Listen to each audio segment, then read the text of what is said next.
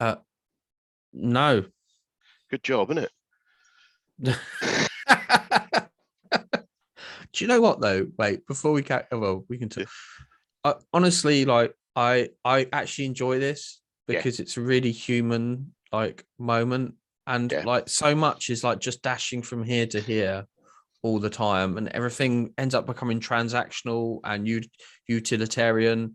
And that's I've got to a stage in my life at age 44 where I don't want life to be like that. I actually want to genuinely connect with people.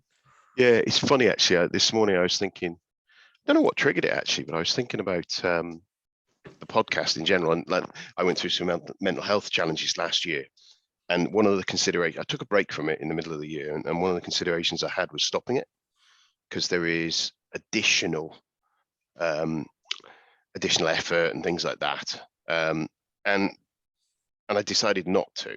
And then today I was thinking about it, and I'm thinking, um, I was just sitting thinking that I was thinking that for the last 3 years I've had the privilege of being able to sit for an hour and talk to someone who knows their stuff and get advice from them through the for me. So like an hour's training course every week, 2 weeks or a couple of weeks for free, and then just pass it on to my listeners. And I'm like, yeah, I hadn't thought of it like that before until today. And it's kind of like that's why I'm enjoying it, because I enjoy the conversations, I enjoy the lessons I'm learning, and open up. Like I was talking to someone Tuesday about a people thing called an enneagram, which is kind of it's a 9 point thing. I'd never heard of it before, and it sounds interesting and fascinating, and another tool to use. And so I'm going to investigate that, and it's so nice to be able to do that sort of stuff. So yeah, it's interesting. Right, I'm going to try and record the intro again. Can I just hear you talk again? Yeah, sure. Sure, King that's cool. Kong, ping pong, ding dong. Perfect. Another sip of water. Fifth time lucky. Today, I'd like to welcome Andrew Bull to the show. Andrew is on a mission to help people, especially teams, defy gravity and elevate their performance in business and in life. Known as the Interstellar Strategist, Andrew is adept at identifying ways to elevate team and business performance, whether it's on his podcast, speaking at live events. He inspires people to have courage, own their future, and take action. He started his career in the UK film industry, where he helped the biggest leaders realize their visions for exciting films and advertising, including things like Harry Potter, Moulin Rouge, 300, Sony, Volvo, Philips. So that'll be an interesting conversation in a bit, I'm sure. After 18 years in the film business, he found he was a bit of a crossroads. Whilst he was materially satisfied and the work was interesting, he lacked the time and freedom to be with his loved ones and do his hobbies. So in 2016, he started his business so he could own his future. Whilst growing the business, he made many mistakes, he says, and suffered brutal lessons. But that's helped him move forward. And he has his business now, interstellarway.life, which is a coaching solution that helps leaders and their teams defy gravity and elevate their performance. And we're going to chat a little bit today about his new book called Monsters of Team Performance, which sounds a bit scary. So welcome to the show, Andrew. Thank you very much for having me here, Nigel. It's great to be here and meet you and share some value with you and your listeners. Yeah, it's brilliant to have you on. It's yeah, I'm really looking forward. Tell us a little bit about you. There's quite a lot there, and yeah, tell us all about the Harry Potter stuff as well. That'd be really intriguing. My daughters are going to go crazy when they're talking to someone about Harry Potter. So Yeah, I mean, it's funny, isn't it? Because my son, who is 6, is at that age where he loves Harry Potter, and I'm actually reading him the books as well it's at the brilliant, moment. that, isn't it? Yeah, no, it's great. So it's still a moment for us to really come together. But yeah, I worked on a lot of the movies, and actually, one of the things I worked on was I'm hoping I'm not going to get myself into trouble here, but making Hagrid big. Okay, Yeah, I I won't knew. say turning him into a giant. Yeah. And now my son has got me promised to him for this weekend to turn him into a giant at home. Oh, brilliant. So yeah, I'm going to do that for him. So yeah, I had a lot of fun doing this kind of camera tricks and camera magic in the film industry to make all this kind of cool visual effects come to life in camera, planning Fantastic. stuff. Often I'd work with directors or, heads of a department. We'd design a complex shot, and then we'd bring a team together to bring all the resources together to make that shot into reality. So part of that would be going to a studio and filming what we need to film against green screen and getting everything there we need, and then working with the team to make sure we're, got everything, and actors are doing the right thing, the crew are doing the right thing, everything's set up in the right place. And that's all quite critical, because if you put something 3 foot in one direction to the wrong place, you can't get your shot. Yeah. So there's a lot. It's everything has to be very detailed and really thought through. And if you don't have the right blueprint right, you're in big trouble. And there's a lot of scary, not very nice people looking over your shoulder saying, "What the heck have you done here? And why is my multi-million-dollar project being derailed by you?" So yeah, it was a fun place, a place of high pressure, but yeah, I enjoyed it. Yeah, I suppose in those scenarios where you are on a set and you've got an actor, all the team, the crew of 50 people or whatever it is, that's an expensive hour that you have to redo and reshoot if you do something wrong, I guess. That's right. Yeah. I mean, I did make a couple of mistakes over the years. Obviously, I learned to try not to make those mistakes. But for a first unit, well, I know back in 2000, the money to have a first unit with like maybe 100+ people there for the day is going to be like 100 grand. Wow. And then so if you start doing overtime on top of that, every hour of overtime, producers really feel that.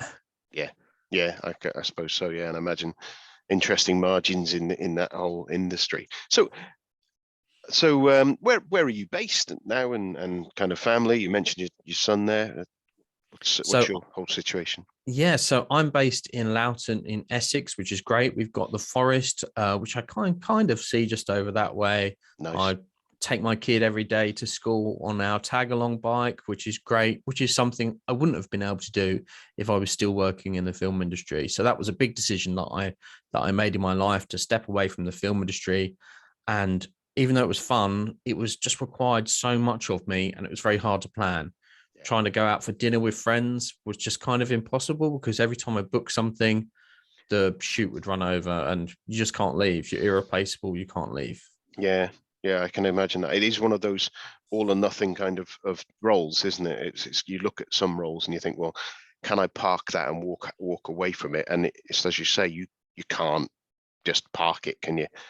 In that sort of job, because you've got a finite time. Even like, I suppose with the things with, if you're filming on location somewhere, the permissions for filming in that location, I can't remember what it was. I was reading something or watching something where someone had that. Yeah, we had 3/4 of an hour or something in this. It was like I can't remember what it was. It was somewhere in the UK. It was like Stonehenge, but it wasn't quite Stonehenge. But it was something of that sort of level of national monument-y type thing. And they had, as I say, 3/4 of an hour was their gap in this place to be able to do their film in there. And it was like, yeah, you get it wrong, well, the next time you get it might be a year from there, mightn't it, I suppose? Yeah, that's true. And also, if you're fighting the weather as well, you could be waiting around for 3 weeks to get another good day. So yeah, the time, there really is a time pressure in the film industry with getting things right. But it was fun as well. Met a lot of good people, filmed a lot of cool things, from big stars to cockroaches. So I've done it all. Brilliant. What would you say was your highlight there? I had a lot of fun filming Moulin Rouge. That was a great project, because Baz Luhrmann was an awesome leader and just such a great creative force to be around. And at the time, I was a very young green guy who thought he knew everything but knew absolutely nothing, which I think is a journey probably a few of us go on. But that was just a great project. And we got actually treated like a bit like royalty out there, because we'd gone out there to film some key sequences for them, like all the stuff with the windmill and the exteriors of Montmartre. And they were so glad we'd come over to like add this whole extra layer of vision to their movie. And so they held a big party when we left and stuff. It was amazing. It was great. Cool. meet many stars in this sort of roles and stuff. Do you? I'll get to the chase there. Ewan McGregor, one of my sort of Obi-Wan Kenobi. There you go. He's kind of up there for me.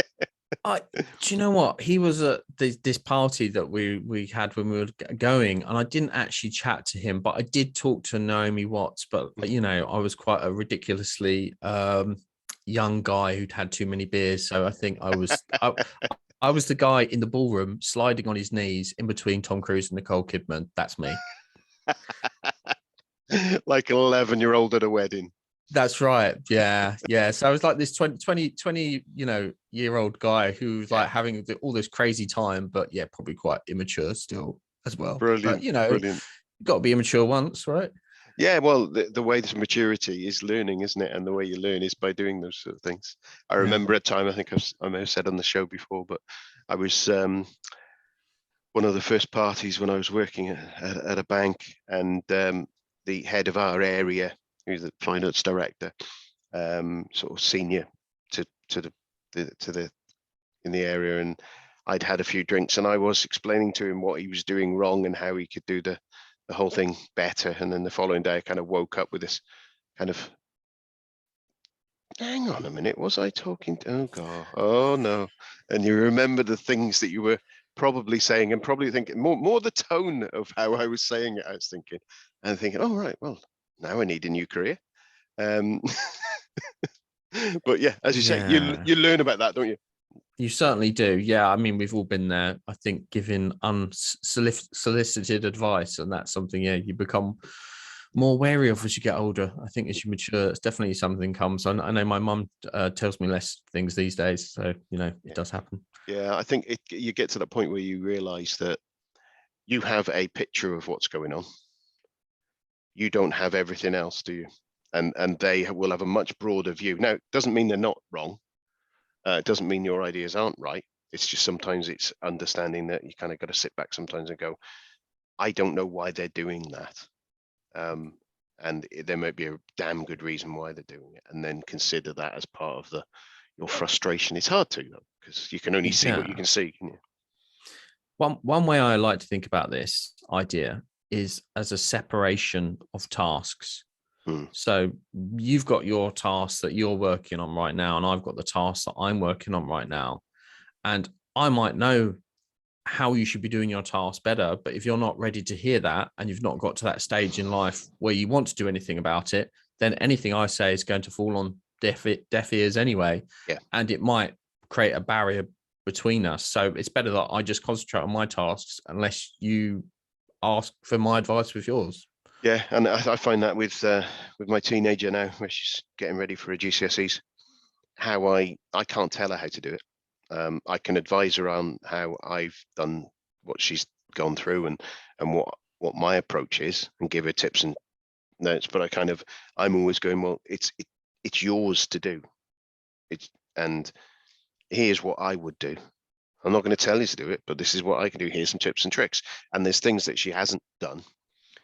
And then later on, when she's going through, she's started doing those things because she's realized actually the way she's doing it's not necessarily working, or not putting her in a comfortable position. So it's that balance in it between telling, coaching, and so we've come to talk about that in a moment, and that mentoring kind of role, and where you blend. And I've got that with team members that I have, that I've worked with, and people who've coached me.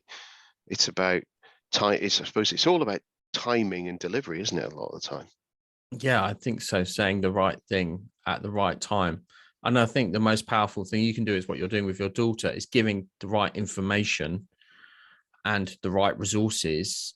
But then ultimately it's down to us as individuals, whether we take action or not. And I think all you can do is empower people with the right resources, I think, in life. Yeah, I had that exact kind of conversation with her the other day. It was kind of like, well, I think it was about getting some homework done and so whatever. And I said, and she's like, well, it's, I don't know why you care. And it's kind of like, well, I don't. It's not important to me. It's not going to change my life. It's not going to help me get to the university I want to go to. I'm just going to help you. And that's kind of like, yeah, I'm giving you it. I'm only telling you because I care about you. But it's you who's going to be paying the price of not doing it, or the consequences, should I say, of not doing it. So she kind of looked at me a bit askance and kind of like, okay. Yeah. She's a good Yeah. kid. I paint her in a bad light sometimes. She's not. She's a great kid. Well, I think, well, we're all like, I was, a terrible student when I was probably your daughter's age, because I was kind of tired of education. I was tired of academia, and I just wanted to get out and do real stuff, have a tangible impact in the world, and just get my hands dirty. And so, yeah, I was just like, whereas now I'm a much better student because I'm owning that choice. It's something I want to do. Yeah, I suppose that's a big thing, isn't it? Is when you're our age, that education is the thing you want to learn. I think you also learn that with both my kids, they're kind of both creative, and unfortunately the school system isn't a creative process. It's a make sure you've got the skills process so that you're able to create later. And in a lot of it, English literature, English and all that sort of stuff. And that, so you see, that's where I think towards the end of it, when they got the exams and it's all this stuff, and it's kind of like, well, I started doing this because I like doing art, say, or doing music. And it's kind of like, why do I care about all these different tools and skills that I'm not really interested in? And it's, whereas when we're older, we've kind of gone through, we understand that in order to be able to do that free forming, to be able to do the create things, and I talk about it a lot of time, you get the tools of the trade built. So the guy who did the Venus de Milo was really good at feathering, was really good at doing all the different things on with a hammer and a chisel. And everyone can be that good. And then once you get to that level of technical brilliance, then the bit on top, that creativity that creates the beautiful artwork, the great cinema piece of work, the stuff that Baz Luhrmann, you know what I mean? You could, he will have learned all the things of how to direct people, how to use different tools, how to use green screen, focus pulling, all those things, whatever they are, and know those tools.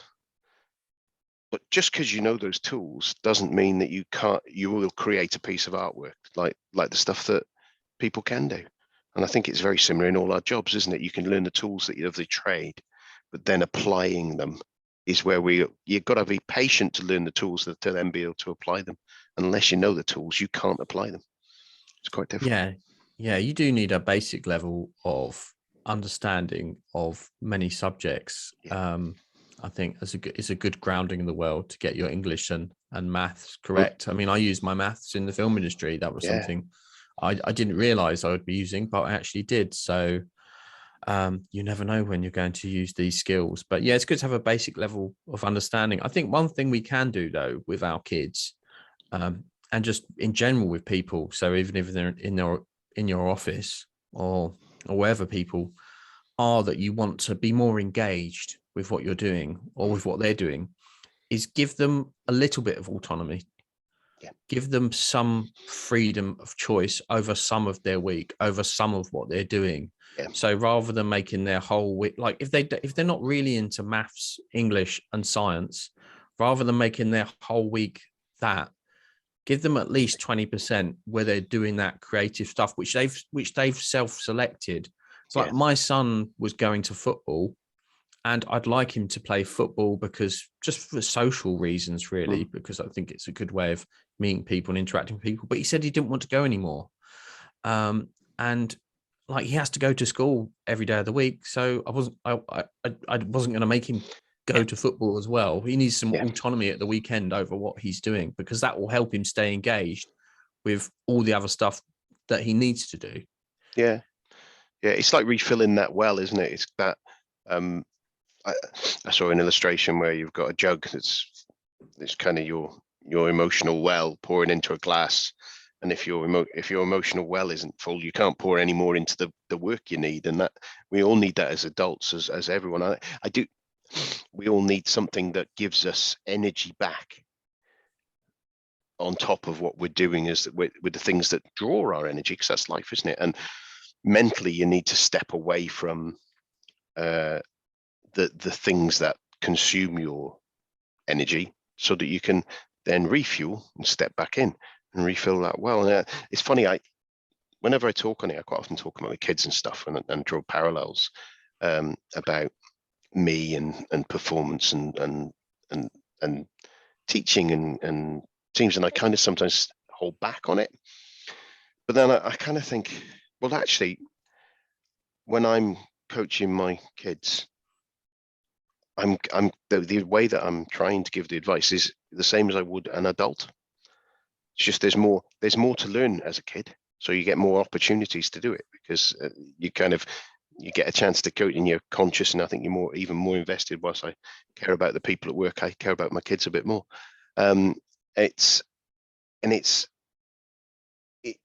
Sometimes I think, am I sounding like I'm saying that everyone that works with me is like a child? But that's not it. Is the children are more like, the children are adults at the same thing. You can't, they've got the same mental processings. It's just experience that's the difference. And I think that's where again, another realization recently that I was doing that popped in my head, and it was like, oh yeah. So actually it is the analogies do work, and it is sensible to do it. So kind of going on, we're talking about coaching in general things there, and your business, the Interstellar Way, and you being the Interstellar Strategist. She's the strategist, isn't it? Yeah, I got that right. Where do you see coaching, and what are some of your experiences with coaching with people, and what your methods that you use to help? Well, I've got a system of workshops that I deliver for teams. Normally, I will meet with a business owner and learn where their business is right now, what their goals are, and what's happening with their team. But I've got a series of workshops that I run for teams, which are designed based on my experience of what can help teams work a bit better. Some of the challenges I've seen in the film industry and in my own businesses and other people's businesses, where when people aren't performing at their best, and it's making the business less efficient, and also making everyone's day more of a grind as well. Because it's not just about productivity, it's also about enjoying the working day and finishing work on time. So all of these things don't happen so well when there's these hidden challenges inside our businesses. And I think there's a lot of these hidden challenges inside many businesses. Our businesses are institutions, right? Like a prison or a university with rules and regulations, but they're not all on the surface. People get used to a way of doing things, and they don't realize how that way of doing things can actually be holding not only back the business, but the team and individuals in life, and just dragging everyone down. And that's why I say escape gravity, because the gravity is all these hidden forces which can bring you down and not let you tap into your full potential in life, or not let your team tap into their full potential. And if you do that, then it can really unlock a wealth of opportunity for everyone. And the effects can be massive, right? Because of something, because of the social networking effect. If you can take a team who are like 6 out of 10 with contentment at work and turn them into a 10 out of 10 contented team. And I don't mean like happy, clappy, ridiculously happy. I just mean at a steady, good level of being content.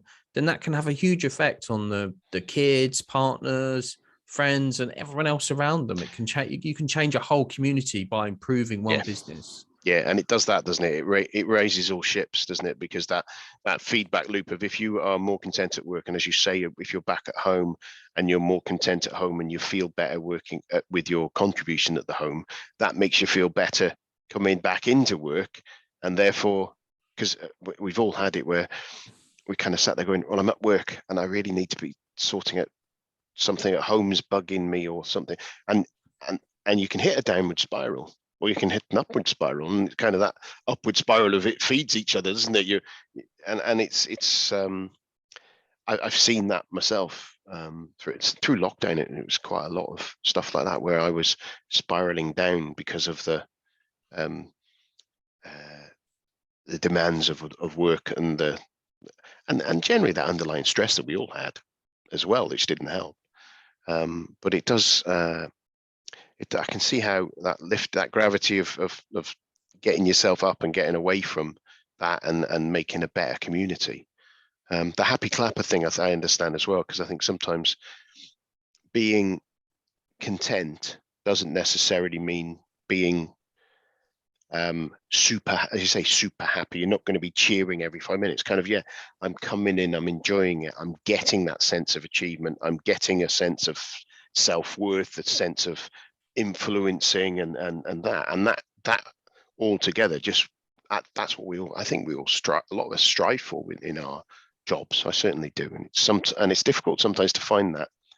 And it's interesting that where you said that we've got the rules and regulations, that culture, isn't it? It's the culture of the organization or that team that creates those rules and creates those regulations that aren't in your policy manual from HR. It's just the behaviors in there, and it's seeing those. It's quite difficult, as you say. It's under the surface, isn't it? Yeah, it can be. They can be really obvious to an outsider, but if you've been in that team for a while, then it might not be so obvious to you that those things are happening. But things, negative things can be happening at the cultural level. They can also be happening at the individual level as well. So one post I put out on LinkedIn recently talked about mavericks inside a business. Yeah. And I think we have to be careful when we talk about mavericks, because some people see mavericks as being creative people who step outside the box and do something new. And I think that's cool. I think that's a good kind of maverick. But I think when you have a maverick who says what they want to other people and acts how they want around other people without any kind of respect or appreciation for other people, then that has a big negative effect. And I've worked in those businesses and teams where it's happened, and certainly in the film industry, it's quite indulged by often, because those people are so senior. I won't name any names for fear of lawsuit, but sometimes those people are so senior that they can get away with it.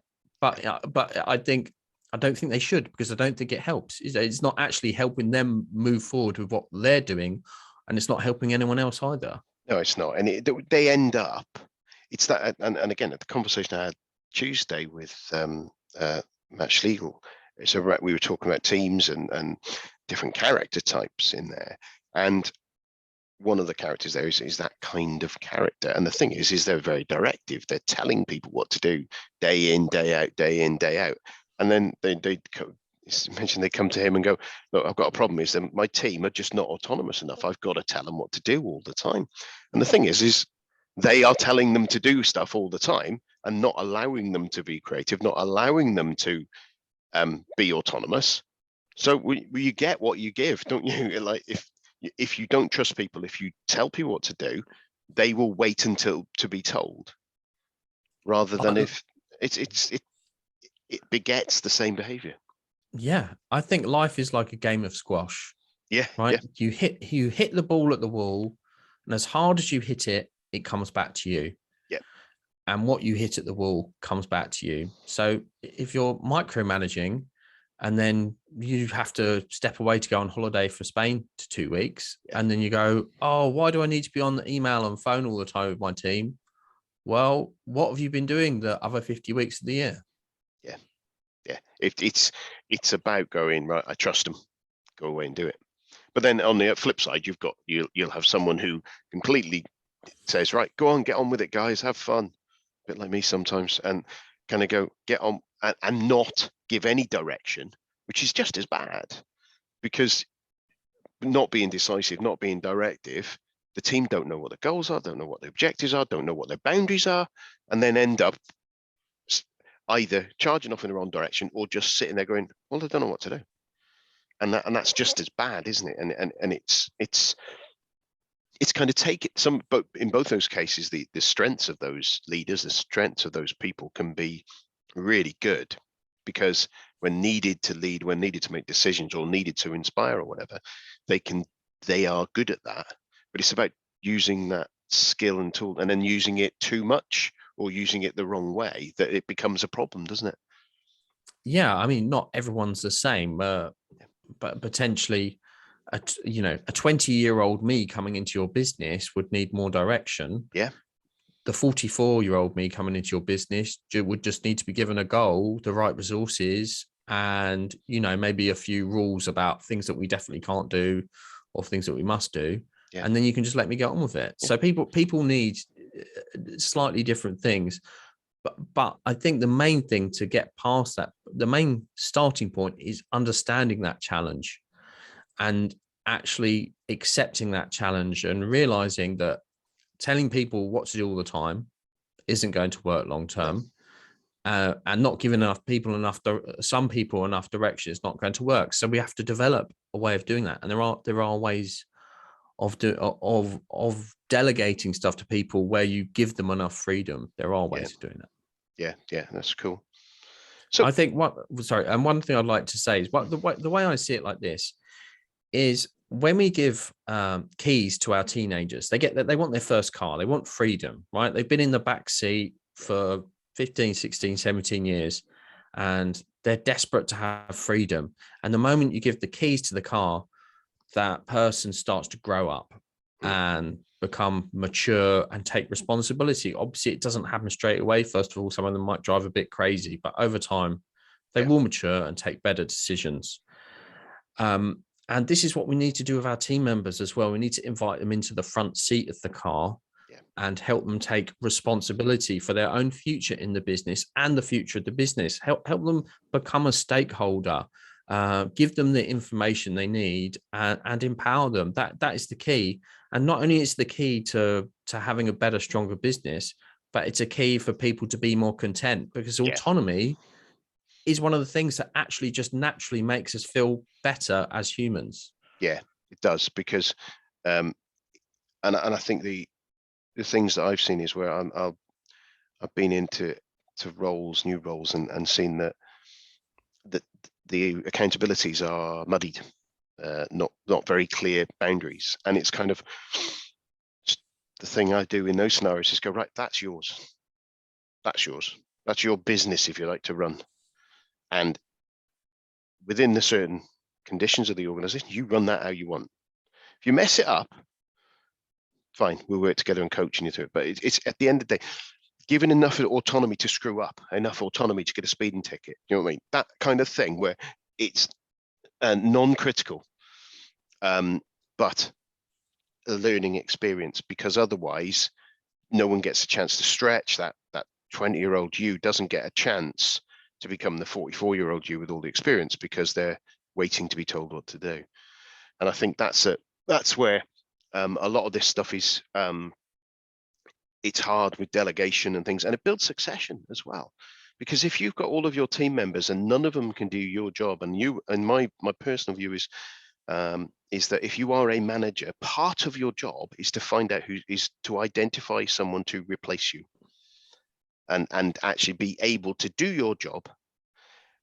And it could be that you can then turn to the organization and say, right, I've got someone who can do most of my role, and they can probably take it all, and I can take on more strategic stuff, I can help on other areas, I can be more reactive, and then eventually you'll step away from that role into another role, or and they step up and take on that role and run it.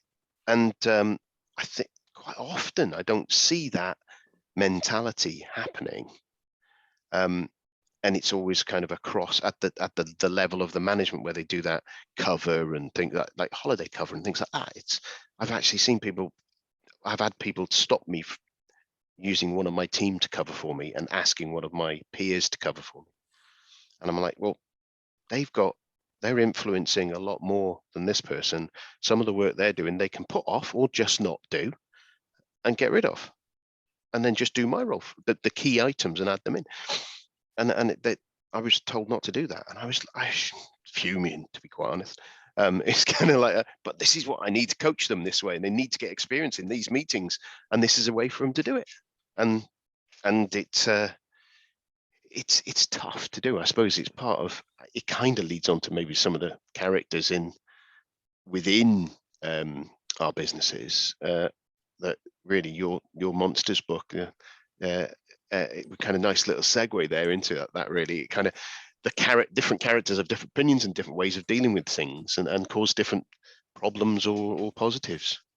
So it's perhaps, tell us a bit. Let's start talking about that look, book. Let's chat. here's one of so this is a monster I'm showing up. If you're watching on YouTube right now, you'll be able to see the monster on your screen, which is called the Hangry Snargler, which has that's a monster which encourages a ferocious appetite for work and people taking on too much. Yeah. Now, the problem with that is, as you've said, Nigel, is that often that means critical processes are in the hands of just a few people. Oh, God, yeah. And ultimately, that means the business isn't really secure long term, because if you take away that person, which could happen, because what, if nothing else we've learned from the last couple of years is how volatile everything is and how things can just change quickly. I had a podcast interview scheduled 2 days ago, and I was just about to start it, and I had to go to the hospital with my child, and my child is fine.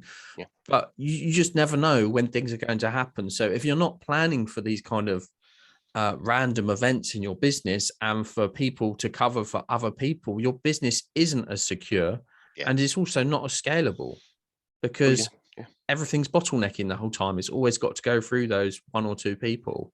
I always talk about the random bus scenario. If I'm talking to a client or one of the management team or one of the team and go, right, we've agreed it, brilliant, we're happy. I'll ping you an email just so we're all clear on it, just in case we get the random bus. If I get hit by a bus and then you've got an agreement with me, and then everyone can. So I just use the random bus scenario is my scenario. It's that was before the last few years, which were you've even got those which are kind of even more doomsayer, aren't they? Really, they can be. But you're right, you don't know, and those bottlenecks are awful, because people and the thing is, those people tend to do it.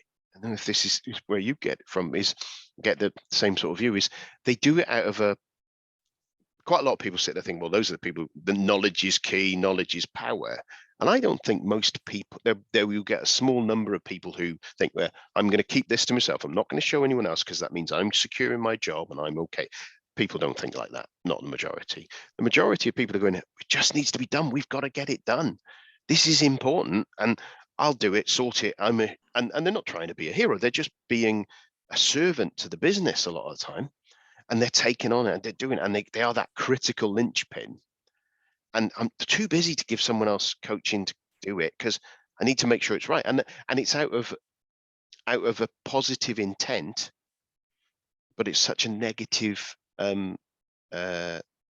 wider position, isn't it? Yes, because also what's happening then is we're taking opportunities away from other people.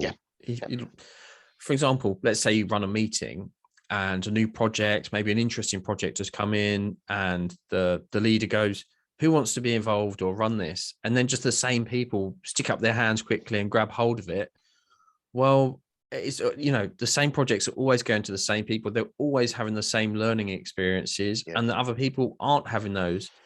And also something else you might then be building into your business, if this keeps happening, is a loss of diversity and a loss of, a broader depth of ideas to come, because sometimes the quieter people also have valuable ideas to share, but they're just a bit more hesitant or slow about sharing them.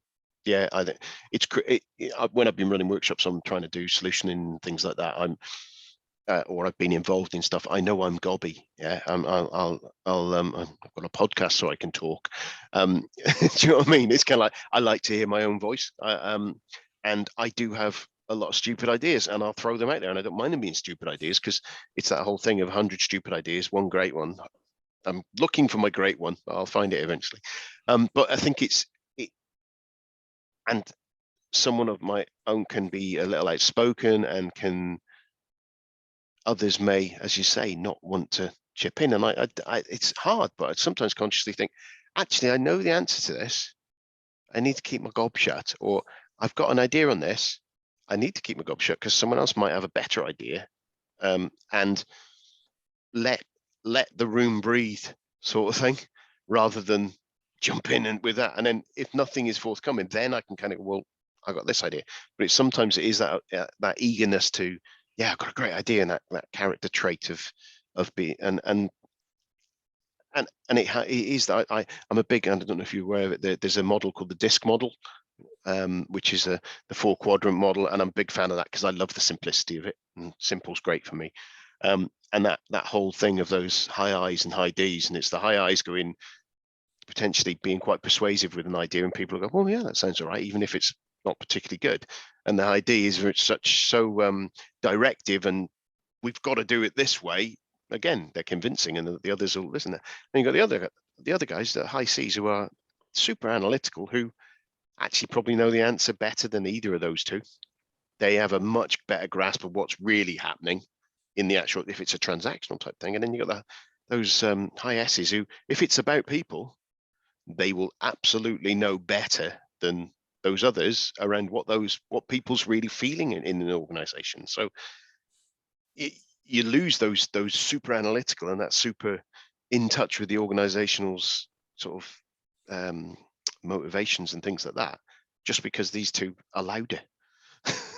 Which is interesting, because this like segues into an idea around communication and about soft skills within a business. So people are trained in things like technology, or maybe project management tools, or other more, traditional qualifications. But not a lot of people are trained in things like communication, or shutting up for 5 minutes so someone else can get a word in, or listening, or being able to actually really listen to someone. These so-called soft skills are massively important, and I might even argue they're just as important as the professional qualifications. They're more important. They're much more important, because it's about human interaction, and everything is about human interaction. The fact that we're talking here, the fact that we're doing stuff here, we're using it. Your camera is working brilliantly. It's lovely. You've got great lighting on there. Your skills in the video industry, better than mine, as we proved earlier when I couldn't get my green screen to work properly. Which sounds silly, but yeah, I understand what I'm talking about. Actually, this conversation is the important part.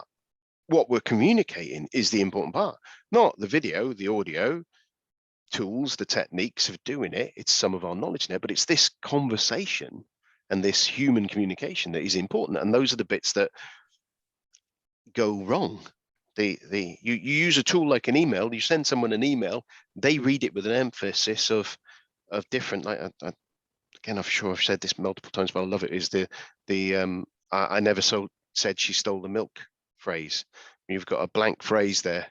And if you say, I never said she stole the milk, you're inferring someone else is. I never said she stole the milk, you're inferring you didn't say she did, it's someone else. And you've got and on an email, you don't know where the emphasis is, and you add that emphasis, and then that communication breaks down, because you're going, oh, they're being arsey.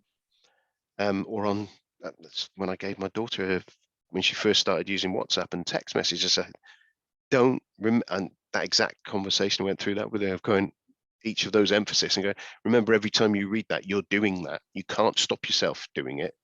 And it's all through your own lens, isn't it? And actually, me as a project manager, being trained as a project manager, yeah, I know how to do a risk register. I know how to do risk management. I know how to do all the estimating tooling and all those different things. Yeah, I know I should create this and all this in process. But actually, most of my job is talking to a customer, to a team member, to another peer about about getting something done. And it's people get it done, not the processes, not the tooling, not the skills. And maybe that's my role's a bit different, but again, if you're completely autonomous and doing your own bit of work, creating something's pointless if you're not creating the right thing for someone else. And then those soft skills is where you work out whether that's the right thing. Yeah, the soft skills are so important. The way I like to think about it is this, is imagine your business is a spaceship, right? And you're going through space and you're heading towards your goals. But what you don't realize is that there are all these monsters on board your spaceship, stalking your team members and dragging down their skills at things like communication, or being able to regulate their emotions, or having good habits. And these might seem like small things, but when you add them up, they can make a huge impact to individual performance and then the performance of the whole team. And so we really need to open our eyes to these monsters being present. And I just want to be clear here. I'm not referring to monsters as individuals in your business. They're about these bigger ideas and challenges and opportunities within a business that if you can face up to them and take them on, you can achieve so much more with your business. I think of just all the energy that's wasted because people are miscommunicating by email and cheesing off each other a little bit, and then that like could ripple on for a couple of weeks until eventually people warm up to each other again. And these things happen all the time. So we need to face up to these so-called softer skills, and these performance monsters exist, and they're not related to traditional skills. They're in these other areas that are really important that we face up to and get over. And I will also tell you why people need to do it as well. Why they should start facing up to these monsters is because we live in this world of hyper change and challenge where nothing is predictable, everything changes. And so for your business to survive and thrive in that, you can't just have an okay business. You need a stronger business where people are more adaptable. They can better deal with challenges and hard situations. And also you can improve the productivity, because I've been speaking this week with a bunch of businesses who are moving to 4-day weeks, and they're trying to work out how they can stay as productive while they do that. Well, one of the ways you can stay as productive and give people 4-day weeks is remove all those inefficiencies in communication and personal challenges, which are actually secretly dragging down the business performance. Yeah, I think it's the death of a thousand cuts scenario, isn't it? It's not. I had a recent conversation about productivity and about tooling and about how some tooling, it can be perceived, if you look at a piece of tooling, you've got a very small inefficiency in it, and you've got to do something, copy something from here, retype it from there, whatever it is. And it costs a minute, 2 minutes, 5 minutes, 10 minutes. But then you've got a couple of minutes just to double check. There's every so often there's an error, there's a typo, it's not quite right, the numbers don't add up. And then that costs a problem down here.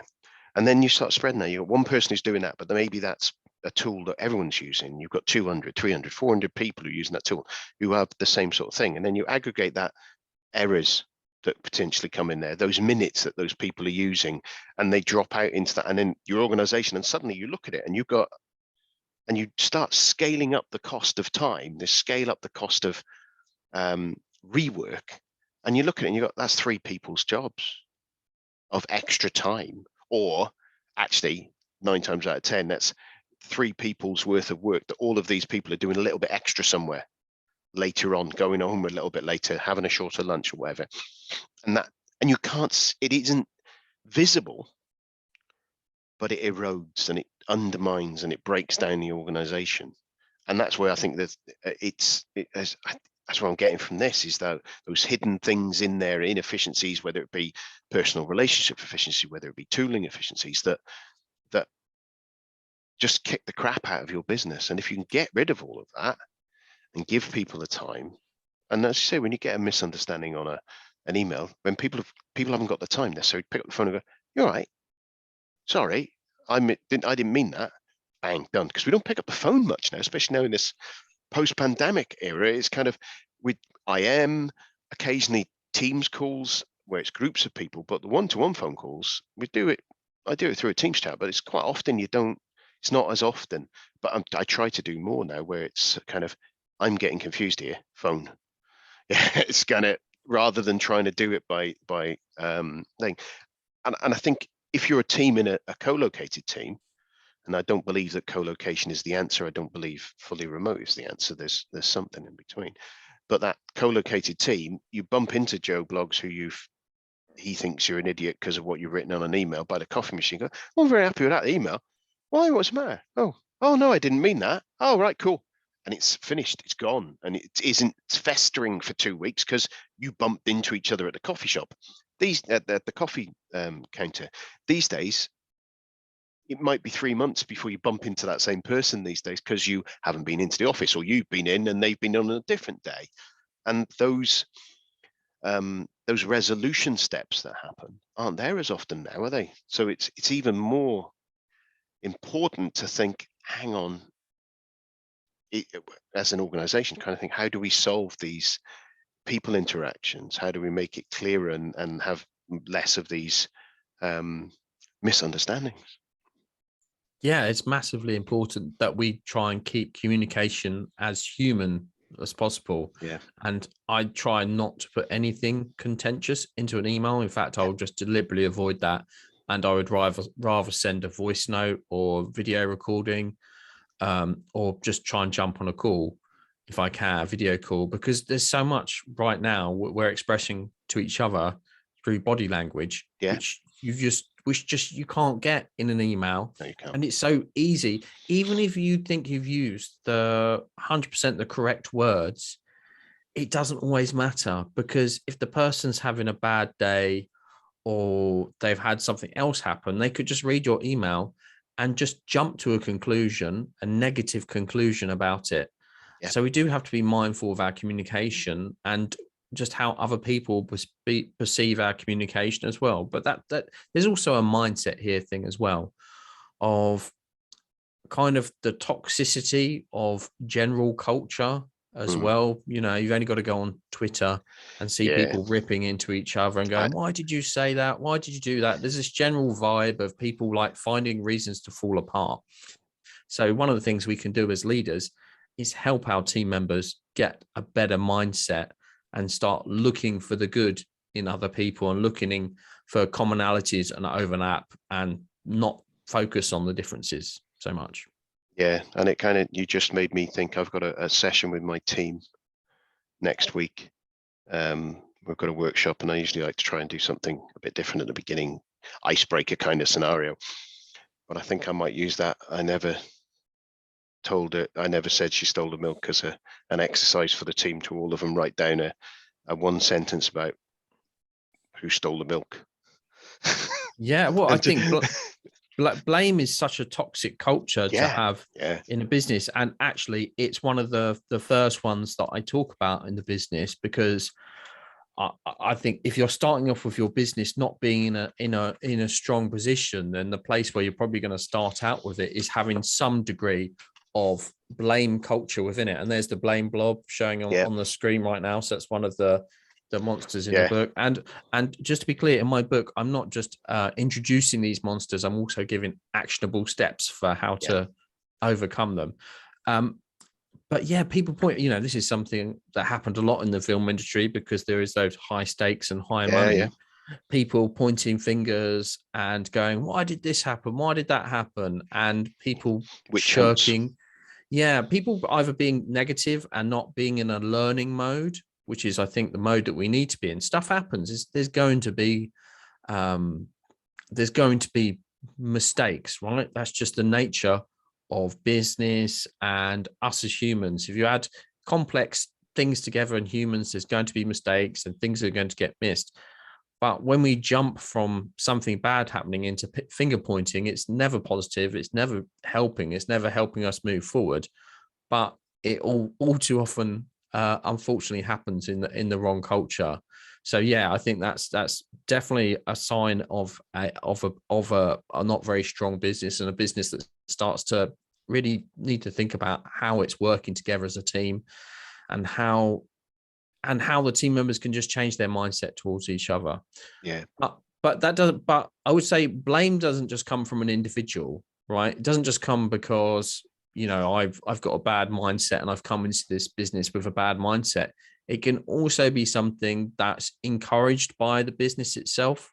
Yeah. So if you have like a hyper competitive business where it's actually in my interest to outperform you, right? Because it's going to make a big difference in the money I earn or getting a tasty promotion, then it might be in my interest to undermine you and keep pointing out to the boss what you've done wrong. Yeah.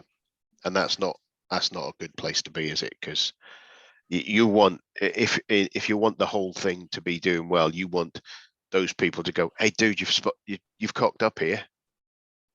sort it out, rather than saying, oh, they've cocked up, oh good, because it does create that where you go, yeah, I can help, I did this, sorted. So their ship rises, and they help each other. Whereas if you blame one, it's that cycle down, isn't it? You spiral down into having to go at each other.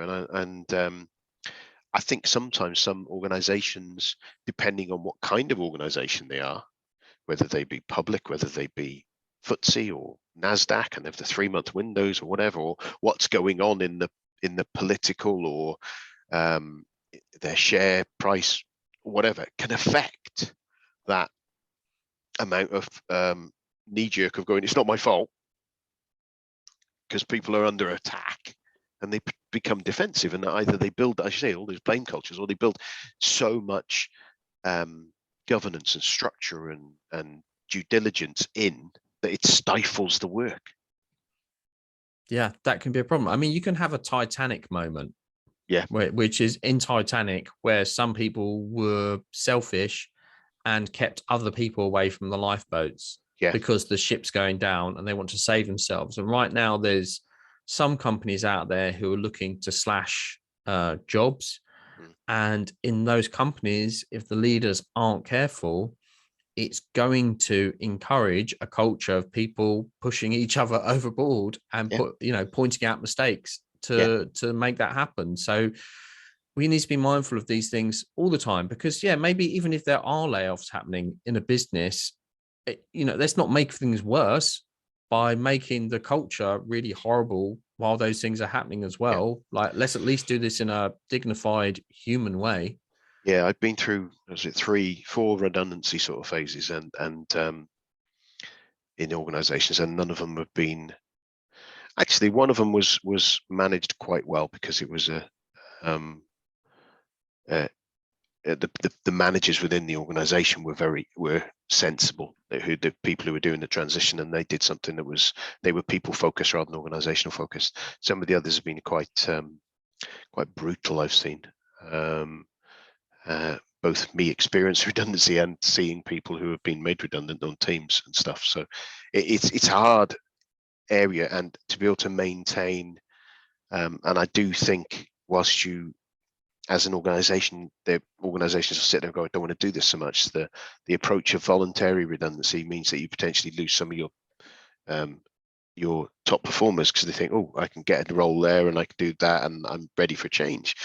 Actually, then what that does create is a bunch of people who have left because they wanted to, and the people who remain have stayed because they wanted to, rather than feeling, oh, I was under threat. It gets a nicer balance in that. But I imagine there's a whole raft of publications on the psychology of redundancy and things like that on both organization and people and all that sort of thing. And it's funny, just looping around to the blame thing. I think I pinged you a message on it, if I remember right. There's a podcast that Cornelius Fischner does called the PM podcast, and it's a very brilliant podcast. Even though it's kind of in the same realm, he approaches things very differently. And he had a podcast a few years ago around April the 1st, which was where you have, obviously, project management, you've got change management, risk management, all these different processes. He had blame management, and it was an April Fool's thing, but it was a full analysis of how in an organization you put together your blame management plan. So when you've got a project, and when the project doesn't go right, okay, you identify your potential blamees, who you're going to blame, and what they would do, and which bits, and kind of which bits where you'd need to. And this, I was absolutely howling with laughter listening to it in the car one day when I was listening to it, and it's just but the thing that was sad and funny at the same time is that you've seen people do you can maybe not as conscious, but subconsciously doing that. Hang on a minute, this is going tits up. Who am I lining people up there, or making sure people are copied in on something to make sure that they were aware and should have done something, and which never works for me because I never read me copied emails, but that's another subject for me. And it just, that it was the blame thing. It's very interesting when that blame Bob thing is. I can imagine that can tear down a business really quickly if everyone starts doing it. Oh, you end up with having people only linked by contractual Yeah. obligations and nothing else holding them together. So, I mean, this is the great thing why the film industry has been such a learning experience for me, because I was in some teams for a longer time, but some teams I'd be with for a week at a time. Yeah. And so you go through all these phases of business growth and collapse and success and failure really quickly. And I'll share one experience of blame that I had. I went to do this car commercial for a company out in Malta. They've got a beautiful infinity tank there where you can put the camera down low. You have your boat in the tank and it looks Right. like you're shooting all the way out to sea. Now, this was supposed to be a night shoot. Do you know when we went to shoot this? Guess when? 6 a.m. Summer solstice, right? That's the time. That's the time The of the year shortest, the shortest there. That's right. They scheduled it over the shortest days of the year, shooting this night shoot in Malta. It's just crazy. So the whole thing was a little bit doomed from day one, Yeah. because of that. And I actually wrote beforehand. I wrote them a report, and I was like, "Well, these are the things that need to happen for this project to be a success." I gave them the schedule, and then they came up to me when things were going wrong during the shoot.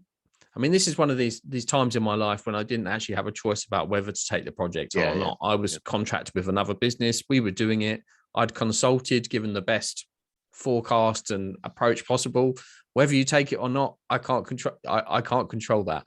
But then I was there on the shoot, and they were like, "Why did you write this long report and tell us about all the problems? It's all your fault." And it's just like, it's just hilarious. Like, so basically you're having a go at me for writing the report that told you about all this stuff that was going to happen if we didn't allow enough time and X, Y, and Z. And it's just, people will naturally find a way to blame whoever they can in these situations. Self-preservation, isn't it? It's self-preservation, but there's also something else going on. A lot of people, and I think this is true for an enormous amount of people, haven't yet taken ownership of their lives. And this is why, my slogan is have courage, own your future, take action, because owning your life and your future is crucial for personal growth and getting beyond things like blame. So if we start understanding and accepting that we determine our results, then we stop blaming for others and we look at what we can do to make situations better. And I think that's a crucial thing. And I think there'll be people in your business who probably look at where they are in life right now and see it not as a result of their own ideas and hard work, but they'll see it all as being someone else's responsibility. This kind of idea that I am a victim in life and situations are thrust upon me. So we need to help people move beyond that idea and help people see that they are protagonists in their own movie. This is your movie. Grasp it with both hands, be that leading actor and make your own future, own that future. Yeah, I think that's a great point. And I think it just, you see that ownership of your errors, ownership of your successes, treat them as a little bit of luck from somewhere else. And there's very few people who have no choices out there. Certainly you will have people who are in situations like in Europe at the moment, or situations with COVID that you can't control, and it isn't that, but there's much smaller minority than the most of us who are in a situation where we can make a decision to change something that's going on that we're not happy with. Now, there's a risk involved, there's a discomfort involved, but we can choose to do it. There is that entitlement you see out there, and you mentioned Twitter earlier, and I avoid Twitter quite a lot because I just get grumpy with with reading the stuff that's on there, and just kind of, I don't engage, but it doesn't most of the time it doesn't uplift my my day by looking at that. So yeah. But then again, I suppose there's an opportunity. I mean, I'm not doing Twitter too much right now because I'm just spread too thin. Yeah. So I'm not really doing it too much. So if you want to connect with me, head over to LinkedIn, search for Andrew Bull. That's with a U, and I'll be glad to connect with you. But what I try and do is be positive and bring people together and find and we can explore ideas, and I'm interested in hearing other people's perspectives, but I don't go on there trying to find reasons to disagree with people or to start some kind of conflict. And I think we can all be leaders in these spaces by being positive and acting like that. And that's the only way these spaces will get better.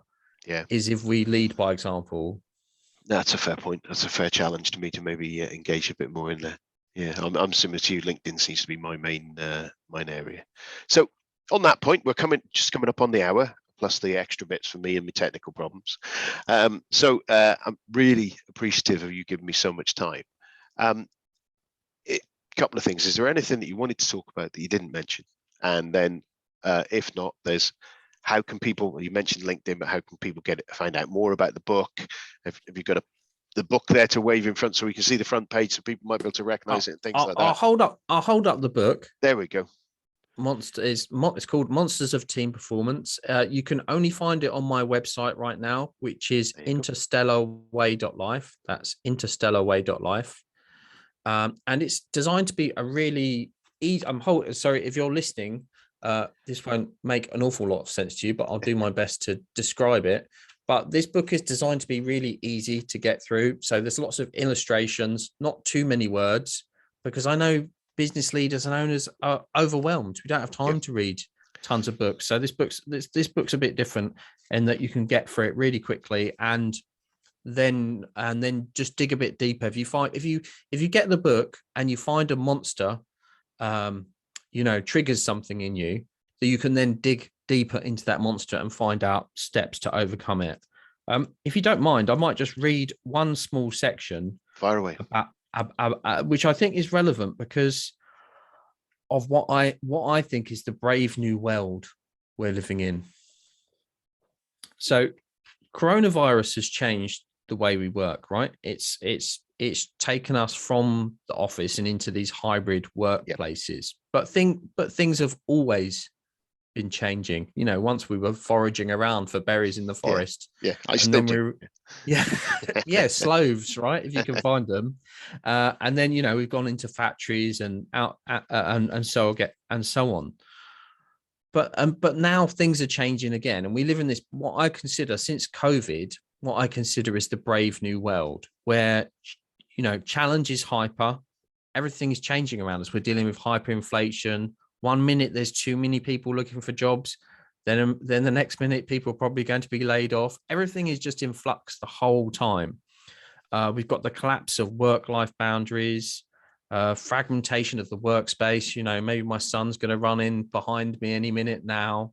All these challenges, and we've got mental health challenges. Right, we've got the NHS are forecasting like a tidal wave of mental health challenges, and I know you mentioned you've had some challenges, Nigel, and I think all of us in one way or another have had some challenges. I developed tinnitus over the last year, so we've all got things to deal with. So what the picture I'm trying to paint is that this world is in flux. This world is this hyper change world, and to be better prepared for it, leaders need to face up to that. We can't just think, oh, it's business as usual. This isn't. We're not in Kansas anymore, Dorothy. We've things have moved forward.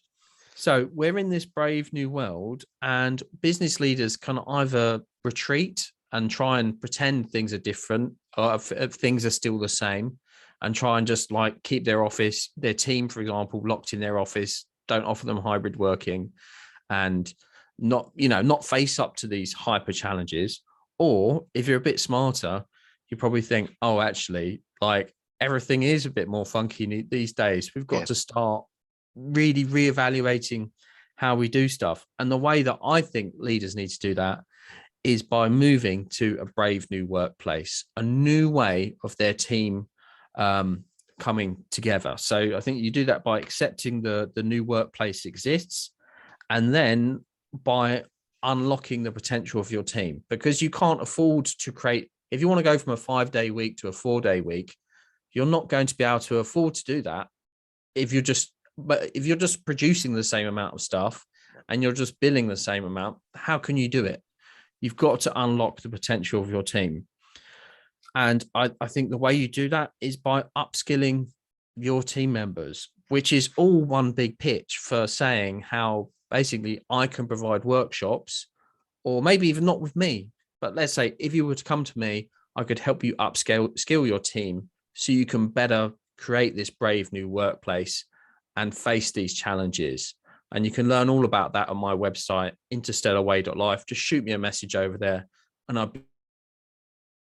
be glad to talk to you about it. But if you want to do it with me, then find another trainer or expert to help you level up your team, because it's going to make the world of difference to you, your team members, and their communities around them as well. Brilliant. Well, thank you for that, and thank you for giving me so much time today. It's been a fascinating conversation, and I'm sure what I'll do, I'll put links into the book and the website and all that sort of stuff for people to grab a copy, and the LinkedIn into the show notes. So all I've got to say really is thank you, Andrew, and have a brilliant rest of your day. Thank you, Nigel. Really loved all of this. Cheers.